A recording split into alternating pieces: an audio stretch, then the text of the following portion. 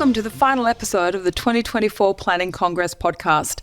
In partnership with the Planning Institute of Australia, UrbanTalk hosted a special podcast series to support the 2024 Planning Congress in Melbourne, which took place between the 22nd and the 24th of May. The 2024 Congress theme was Reinvention, Planning in a Time of Change, and it was all about how the planning profession can seize opportunities in this moment of change. My name is Belinda Barnett, and I'm the podcast host. In this episode, you will hear from Congress delegates who share their thoughts about Congress and what they consider to be the biggest challenge facing planners going forward. Make sure you keep listening to the UrbanTalk podcast. We're going to be resuming our regular podcast series. During the year, we'll continue to invite guests to speak on a variety of topics. Hi Adam, welcome to the UrbanTalk podcast. We're recording this one live from the Congress 2024, the Melbourne Convention Centre. You're an old hand at PIA Congresses, so I'm told. So I'm very interested in your feedback about this year's Congress. And I know that PIA will be very interested in your comments. So everybody knows who I'm talking to. Would you like to do a little introduction about yourself? Certainly, Belinda. Thanks for having me on this episode or whatever it is of UrbanTalk. I am currently General Manager for Business and Market Development at Hub. Hub's a 2-decade-year-old industrial design, public realm infrastructure furniture company, and we focus on enabling great places through multifunction poles and intelligent lighting and digital services in public places. So that's us, and that keeps me busy. Well, given the theme of this year's Congress, that it's all about how we manage change as planners, and we're very much looking to the future so we can get on the front foot about managing the future. But one question I'd really love to ask you, what is the biggest challenge facing planners in the future? Yeah, well, there's a long list there. Apart from climate change, housing crisis, mobility issues that are decades long in their legacy, I think I'd have to say rises to the top for me is the uncomfortable and unfamiliar pressure points that we're starting to see from digital and data. And it's one of those issues that we've been hearing today at Congress, that it's stuff that planners aren't familiar with. And I think at times digital and data is the thing that the IT department looks after. It's the thing that is kind of here, but it's also coming, but, maybe one day it'll come. I think, if anything, we don't view it as core business for planning.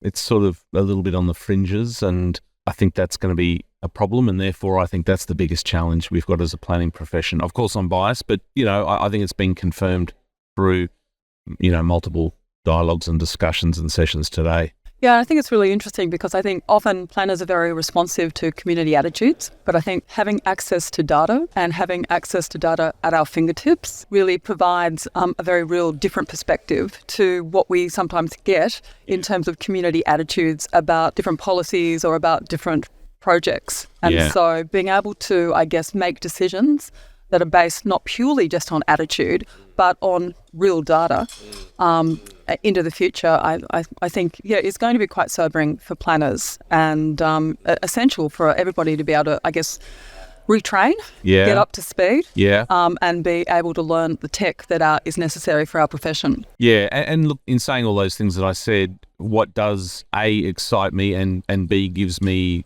a good amount of confidence is that the journey has started for planners with PIA's plan tech efforts and an agenda, and there's working groups, there's committees, there's a national strategy. So that does give me hope and excitement because, if anything, it's a new opportunity for planners. If I can be so bold, the planning profession should be owning this agenda. So there's a whole frontier of new opportunities that come from it. So I like to sort of always finish a comment with what the upbeat is. Yeah, no, I agree. So let's move on to some questions that I know the PIA Organising Committee are very keen to get feedback about. Given what you've experienced today on day one, what are you really enjoying about this year's Congress? What's setting it apart? There was, of course, this morning going deep and I think very, very authentically into planning for country. More so than last year. So very, very, very evident change there. On the whole, nothing too different from the last previous years. Totally what I would expect. Good sessions, inspiring, provocative conversations and presentations. And of course, one thing probably that is the main reason that brings me back and keeps bringing me back is the people. You know, at 10:30 a.m. at morning tea, when you're packed in here in the hall with 500 other planning nerds, you know, it's a fun time catching up with those that you haven't for a while. So it's pretty simple stuff that, you know, really makes it a great event, which is being around other planners. Yeah, no, I agree with you. It's got a really good buzz to it. I know I very much enjoyed catching up with some colleagues that I haven't seen for a while. And I've got to say that I love Melbourne, so it's a good excuse to be able to come to my favourite city. So if there was one tip you wanted to give to the PIA organising committee for the next Congress, what would that be? That's a good one. I didn't attend any site tours because I was at another event over on the other side of town for the last few days. Awards were great. Afterwards at Town Hall, that was good. Today was good. The hall's good. Actually, you know what? I love PIA and I love planning to death. I struggle with the Friday night gala dinner. I know why they put it on. It's a topic of conversation as I speak to people. You're going to be here tomorrow, and no, a lot of people going. So, I don't have data on this, but I would certainly be attending the gala dinner if it was tonight or it was yesterday. I know we want people to stay over in Melbourne and all that kind of stuff, but that's a constraint. And sometimes for people, and there's a lot of people with young families, and they've been here already for 2.5, maybe 3 days, psychologically getting back before the end of the week, so you got the weekend with the family. Maybe test it out, next year or the year after, of bringing the gala dinner sort of more into the heart of. But planners are crazy partiers as well, so I know it's on a Friday night as well. So I kind of get it. But look, if I was to change one thing, and I had to put my finger on one thing, selfishly, personally, bring the gala dinner earlier into the proceedings. But otherwise, everything else is great. And just one last question: as a sponsor, what do you get out of it? Why do you sponsor the PIA Congress? That's a really good question. And over the last 2 years as being a sponsor, we've had a very deliberate reason, which is around the need for raising awareness on, one of those pressure points and challenges that planners are facing and our communities are facing, which is, digital connectivity and wireless connectivity. And there's been some fundamental changes in the landscape, so to speak, as to how we plan and build that infrastructure. It is at the heart. It is a planning malfunction in this country in terms of telecommunications planning. We really want to help sort of rectify that, be more proactive when it comes to telecommunications infrastructure planning. And we need planners in terms of their support. We need them to understand what's happening, because we're building communities and then we can't fit in telecommunications infrastructure because we didn't plan for it, and we need to address that. So for us, it's a very simple awareness-raising platform for us. It's a policy issue, and this is a great platform to help educate and promote and, ultimately collaborate. Fantastic. Well, thank you, Adam, so much for your time today. Pleasure. It's been a joy to get your insights. Thanks so much, Belinda. Hi, Andres. Welcome to the UrbanTalk Congress podcast that we're recording live from the Melbourne Convention Centre. How have you been enjoying Congress so far? Thank you so much for having me, Belinda. I've been enjoying Congress a lot. I think this is a really good opportunity for planners all over the country to meet and to know what people are doing, how they are doing it, but more importantly, why they are doing it. I think we can all benefit from getting those conversations. Absolutely agree with you. And just that ability to, I think, network with planners from all around Australia. I think that's one of the, the best things from National Congress. Often we just get, stuck in our own little pigeonhole and we don't have the time to look up and see what everybody else is doing. So I certainly love that aspect of Congress, that I get to, as you said, learn about what is happening all around Australia. I'd love to find out a little bit more what you do. I know you're from Tasmania, so can you share what your role is and who you work for, and I guess some of the projects that you're working on that you're able to talk about? So I work for the Department of Premier and Cabinet. There is a small unit over there which is called the State Planning Office. I work as a planning advisor for them. Most of the work is around the strategic planning and facilitating regional planning as well. Working at the moment, for instance, in finalizing structure plan guidelines, which are a guiding document, and they will direct a fair bit of structure planning in Tasmania. So, that's sort of the type of work that we do over there. One of the questions that we're wanting people to answer with this podcast, and it's a big question, is what do you see as the biggest challenge, I guess, facing planners into the future? Oh, that's a really good question. And I think one of the biggest challenge we face is every time that people ask me, what do I do for a living? I say I'm a planner. They don't know what exactly that means. I would like to really people, because, planning is not an issue that pertains to planners only. It should be an issue that everyone should be interested in. We are talking about big issues here, responses to anthropogenic climate change and to, the housing crisis as well. I would like to see people jumping more on board with planning in general. And I think that one of the panelists mentioned that language plays a really important role in that. So bringing people using plain language so that they can communicate and we can level up the field.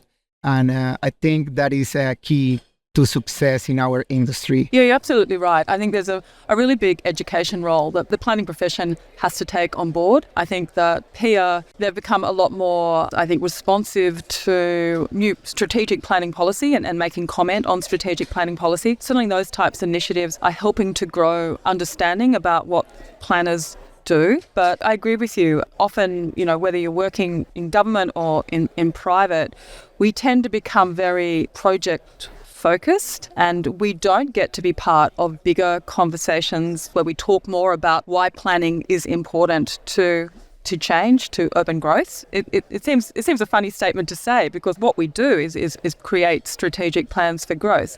But I think because of the nature of planning, because it's so political, you work for a government agency, it's often our politicians who come out and are running the conversations about growth and not the planners. I don't know if you've got a view on that. I do, but there is a political side and there is a technical side. I think in my role, I try to focus on the second one and try to showcase good examples of why new ideas might work. I think that's a point that came across in this morning presentation by one of the panelists. But I will say it's not only about education. I think deep listening matters. So engaging with communities and creating that cross-cultural capacity to come with new ideas is key as well. Yeah, so we got to leave any tokenistic practices in the past and start engaging meaningfully with people. As a government agency, we have to consult. It's not only something that we have to do, but also something that we are trying to encourage people to do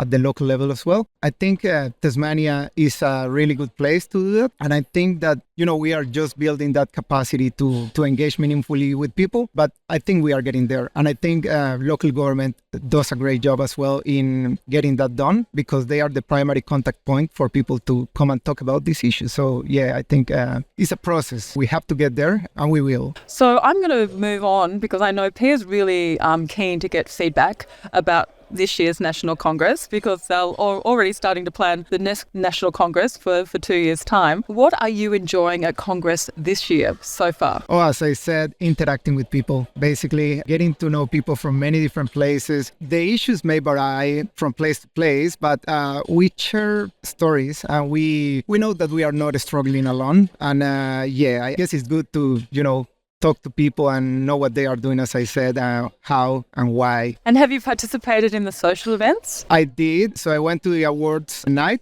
and I loved it. I think there were 2 winners from Tassie as well. So yeah, well done. Yeah, very excited about those. And congratulations as well to the teams that delivered those projects. Fantastic. And is this your first Congress? This is my second one. The first one was in Nipaluna in 2022. So what sets this Congress apart from the last one that you went to? Oh, look, I think the call to think creatively also start building that community capacity to think creatively around issues, key issues, is probably a best takeaway. Excellent. Well, Andres, thank you so much for sitting down with us. I really appreciated it, and been great to hear your thoughts and your insights and your ideas for Congress. No worries, Belinda. It's been a pleasure.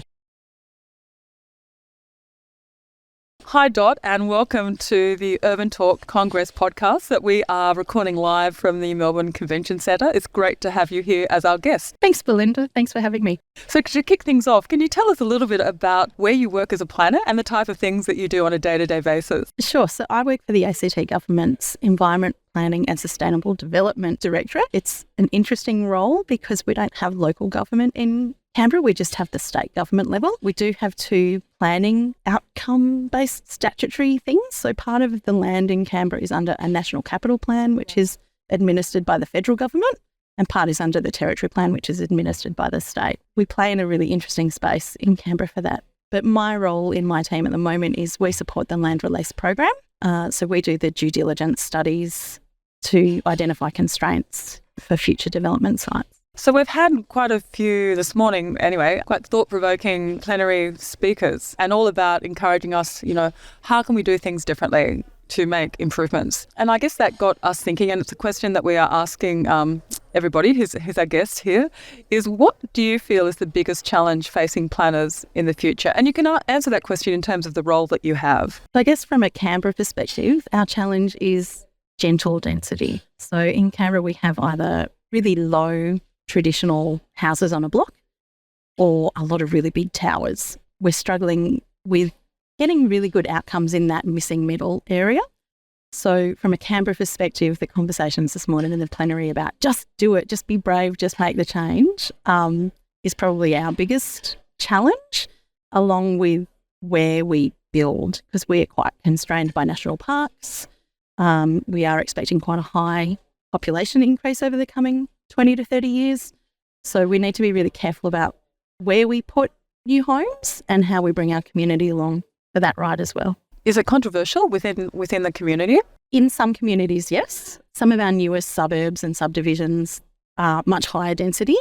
And in our traditional older suburbs, people often point to, we don't want what's in that suburb in our suburb.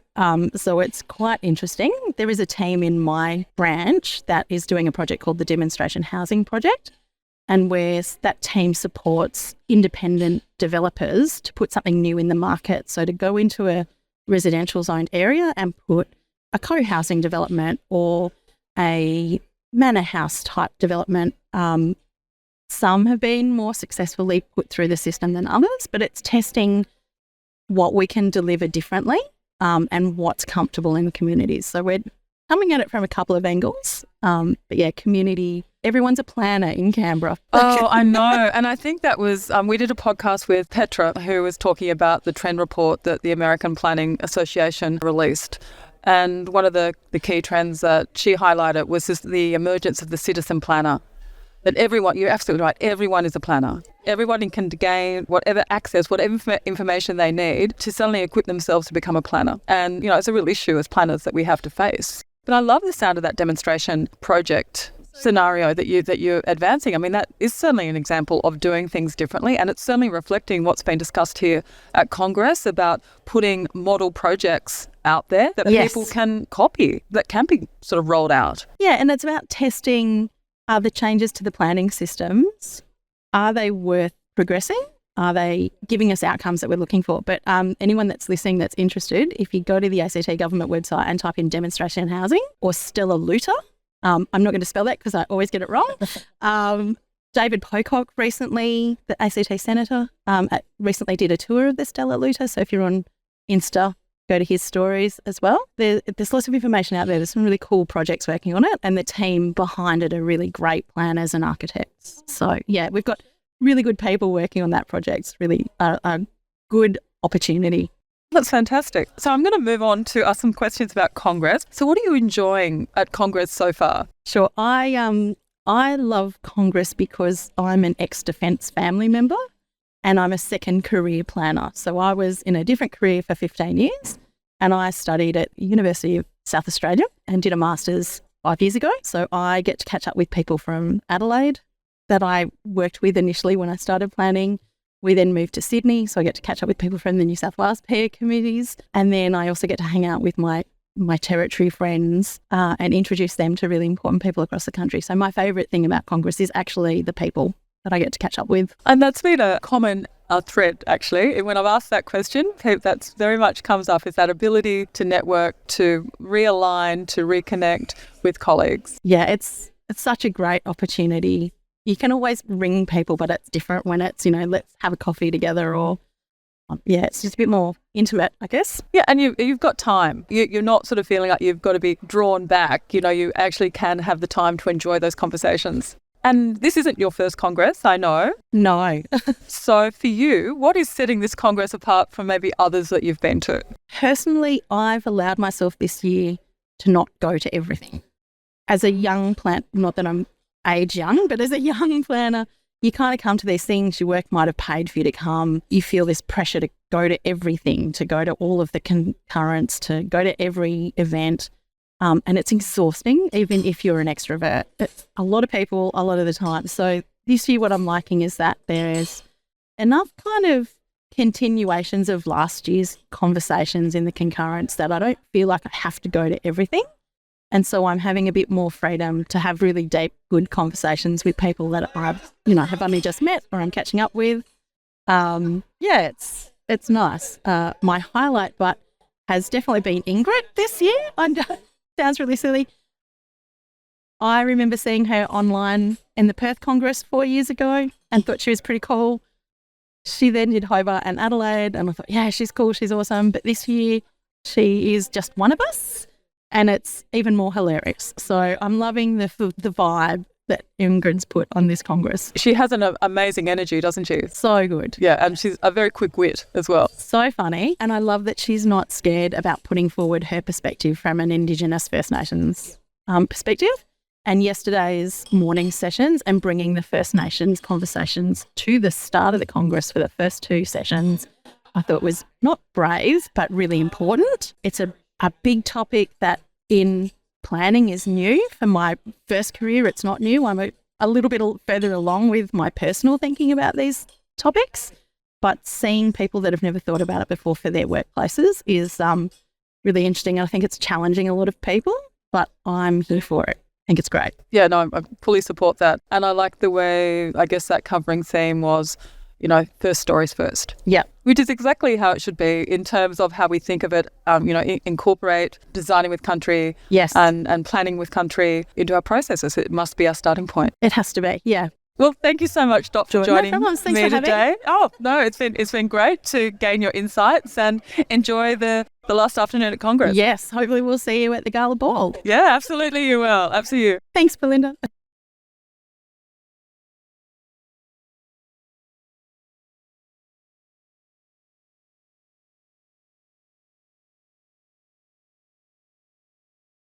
Hi, Emma. Thank you so much for joining me on the UrbanTalk Congress podcast. We're recording this podcast live from the Melbourne Convention Centre. Can you just start by telling me a little bit about yourself and your role, what you do on a day-to-day basis? Sure. Great to be here. So I'm actually the incoming national president for PIA, which I'll be taking up the role in November. Congratulations. Thank you. My day job is Director of ERA Planning and Environment. We're a Hobart-based consultancy that deals with planning, environmental and engagement services. So we get to work on lots of diverse projects in Tassie. Fantastic. What we've been doing is asking planners one specific question, and you might like to, I guess, answer it in the context of your new role and coming in as the national president. What do you see as the biggest challenge facing planners in the future? Yeah, well, I've heard lots of different stories over the last couple of days. I've really taken an opportunity to talk to as many people as I can from different states and territories. And I was thinking about how can I encapsulate this in kind of one concept. And I think it really comes down to our challenge as planners is about keeping up. I think we're seeing lots of talks about housing crisis. We're seeing other things changing quite rapidly.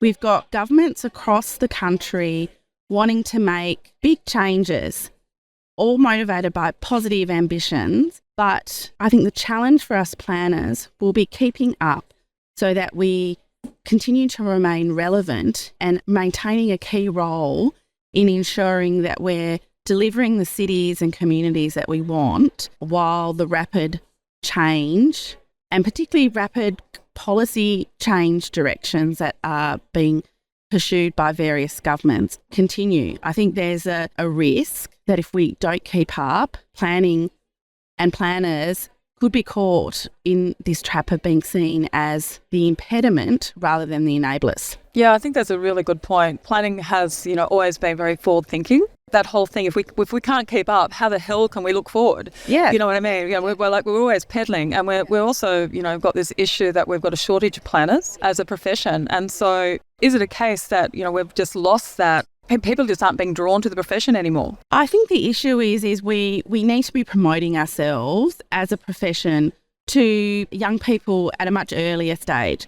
I often talk about my eldest daughter who's in high school at the moment. I remember when she was in grade 8, and a lot of the Australian curriculum in grade 8 is actually in their geography and social studies subjects is actually planning, but it's not told to them that is planning. And this is the profession that actually helps with that task. And so I think there's a real opportunity for the Institute to really capture a better understanding of what planners do to a much younger audience to, I suppose, promote more people coming into the profession. I'll look forward to taking on that task when you step up. And is there something that you have in your head about how you would like, what you would like to do differently in the role? I think for me, we've got a big transition period. So we've still got Uncle Darren around for the next 6 months, and I'll be making the most of that opportunity.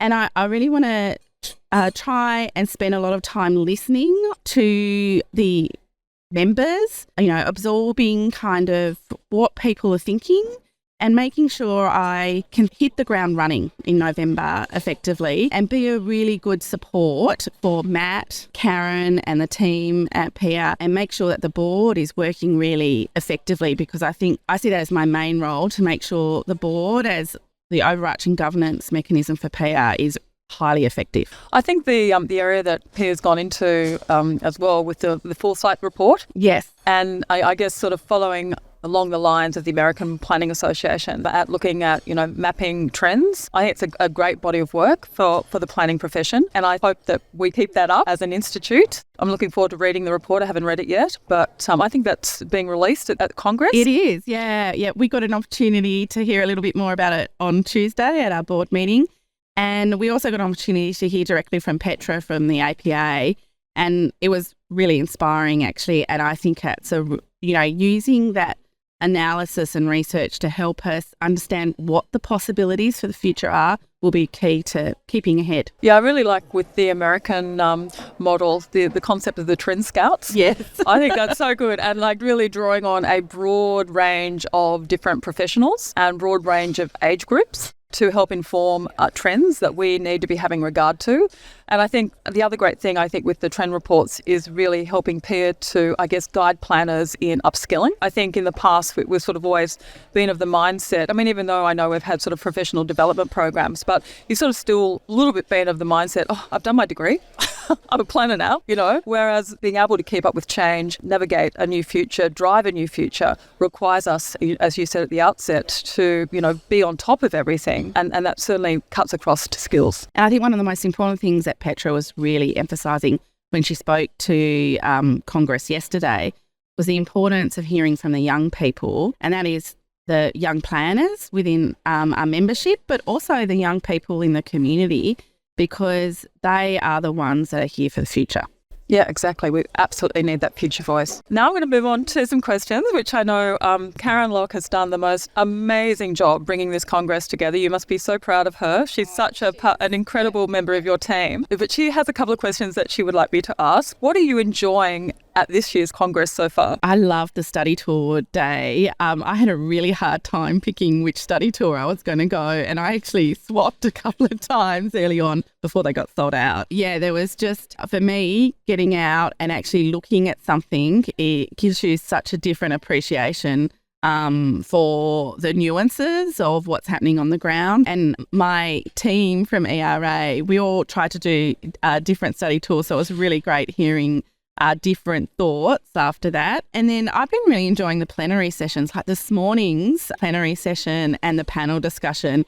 I found really inspiring, and it really kind of sparked my imagination and creativity. Yeah, I agree with you. I think the plenary sessions have been outstanding. And I know that you have attended many congresses, but for you, what is setting this one apart? I actually think it's how many planners that we've been able to pull into this Congress, and the fact that we're having the conversation about doing it differently. Yeah, I think it's a really topical point, and I'm really enjoying hearing from other planners, but also other professions in, how we can do that. Fantastic. We can't not talk about the social functions. I know we've got the gala tonight. What's been your favourite so far? Well, I have to say, I wasn't at Planners in the Files last night. Usually that is my favourite function. I think it's everyone I've been to has always been great fun, but I loved the welcome function at the town hall so far, but I'm definitely looking forward to tonight. Well, thank you so much for joining me, and good luck in the next role with PIA, and have a great gala tonight. Hi Russell, and welcome to the UrbanTalk Congress podcast, which we're recording live from the Melbourne Convention Centre. It's great to have you here today. Thank you. Can you start by just telling me a little bit about who you are, what your company does, and what drew you to Congress? So my name's Russell. I run a company called Planned Resources. There's three of us that recruit in the planning space. We've been doing that for about the last 14, 15 years, mainly Victorian-based, and now we've sort of grown more nationally over as we've sort of word of mouth taken us that way, I suppose. It's interesting because planning, the shortage of planners has been discussed quite a lot at Congress this year. So what's your take on it all? Why do you think we have such a shortage of planners? I think planning, the problem starts at the school age level. I think planning's a bit of a hidden profession. You find, there's engineers out there, there's architects out there, whereas planners I still think are, to a point, people find planning because they're either, don't want to say this the bad way, but a failed architect, they've gone for architecture, not quite got the grades for architecture, they sort of fall into planning, or they've looked for something that has that sort of social good, enviro good, and they've trawled through prospectuses and eventually they've found planning, but it's more people finding it rather than having that vocational, I really want to be a planner. And what are some of the essential skills that employers are looking for in today's planners? I think it's slightly changing, but I still think it's the core ones: written skills, communication skills, more and more that ability to tell a narrative. As they get more experience, that ability to tell a narrative to sell whatever strategy or DA or whatever you're doing. And I think over time that's then going to change to add in that more sort of tech. Like if you look at all the exhibitors around here, 5 years ago they weren't tech. Now they're nearly all tech exhibitors. So I think that tech savviness or interest in tech is also probably quite a high one. I'm curious, so when we've got our young planners, our graduate planners that are stepping out of planning school, where do they want to work? I think everyone wants to save the world. So planners are very socially good. I think it's one of the good things about recruiting in that planning space. Everyone wants to do good and they want to head into that more strategic space. They tend to start more in stat. Look, realistically, there's more jobs in that DA, stat, DC sort of space than there is in strategic. So typically you get 2-3 years under your belt in that sort of learn your trade, and then they either move strategic or they realise they quite like that faster paced, results driven sort of stat stuff, and they tend to stay that side. And is there a preference over working for government over, say, private consulting? No, I think it's 50-50. I think people come with preconceptions, so they assume that government is going to be a slower, that it's that sort of, it's a slower pace. It's not. It's very different in terms of the pressures you're dealing with, but it's just understanding those differences and working out which one you suit, and you naturally flow into one. But yeah, I wouldn't say there's a preference from everyone to work at one side or the other. And for a graduate planner, what are they looking at in terms of an entry-level salary? Probably about, it varies. So I'd say somewhere around that 65k plus super, but that could vary from two-man band or two-person band that would pay 50k and they'll keep someone for a year because they're underpaying them, through to some councils will pay 90, 95 for a graduate. So it really can vary, but I'd say 65k is probably a fair point. And what advice would you give to, I guess, young planners who are looking for jobs in the planning profession? I think follow your passion. I think really don't forget why you got into planning. Keep that front and centre and sort of aim for that. I think as well, personal brand is becoming more and more important. So if you look, when I was young, or that's years ago, but it was very much about you looking for a job, you having to source that job, you tailoring your resume and applying. For young planners now, it's not about that. It's about you build your personal brand and you'll get found for the right job. But building that brand takes time and effort on LinkedIn. It's coming to events like this, which it always has been. But yeah, building that personal brand's quite important. That sort of leads me on to sort of a key question that we're asking everybody, and you're welcome to answer this question in the context of what you do. What do you feel is the biggest challenge facing planners going forward? I think to a point, the shortage of planners is going to play more. If you're looking at less planners coming into the sector or still struggling and competing against all the other industries that are chasing good talent, it's going to put a lot of stress into the system.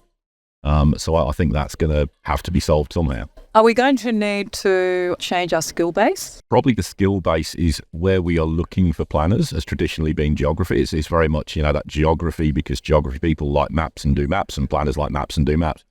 If you look at it now, what planners are doing is more enviro focus, native title, whatever. It's a broader base, and that gives you a chance to attract young planners or school kids or whatever from different areas into that. PIA is very keen to get feedback about this Congress, and I know you're an old hand at Congresses. What's setting this Congress apart for you from other Congresses that you've been an exhibitor at? I think they're all good. I don't think anything's necessarily setting it apart in terms of difference. It's obviously home state, which is quite nice. It means a slightly easier journey home. But no, I think all of them are very good. It's nice just to reconnect with people that, in what we do, you sort of see people, place them, and then you don't see them again in 3 years. It's nice bumping into those people going, I placed you 2 years ago. So just reconnecting with people for us is really nice. What's been the absolute highlight for you of this Congress? Again, it's probably what it always is. It's every time you come, I'm amazed by the planning nerdiness that's sort of out there. It's you go to a lot of these other sort of exhibits, and people are there because they want to spruik something, but I suppose I am as well. But they're there because they want to spruik something. They're there for or they're there for a jolly or whatever else. I genuinely think people come to this because they want to learn. They want to work out what the trends are, and it's nice to see that. And everyone comes out in the little sessions and talks about whatever. So just that planning nerdiness is really nice to see. Well, thank you so much for taking the time to sit down with us today and to share your insights, and enjoy the rest of Congress. Thank you. UrbanTalk loved being the 2024 PIA Congress podcast partner. It was great to hear from delegates that you enjoyed the series we produced. Make sure you keep listening to the UrbanTalk podcast. If you have a topic that you would like to hear about, please send it through via the UrbanTalk website or email me directly at belinda@urbantalk.com.au. If you have a development project that needs an online presence or community engagement, head to urbantalk.com.au and contact us to get started. My name is Belinda Barnett, and thank you for listening to the UrbanTalk podcast.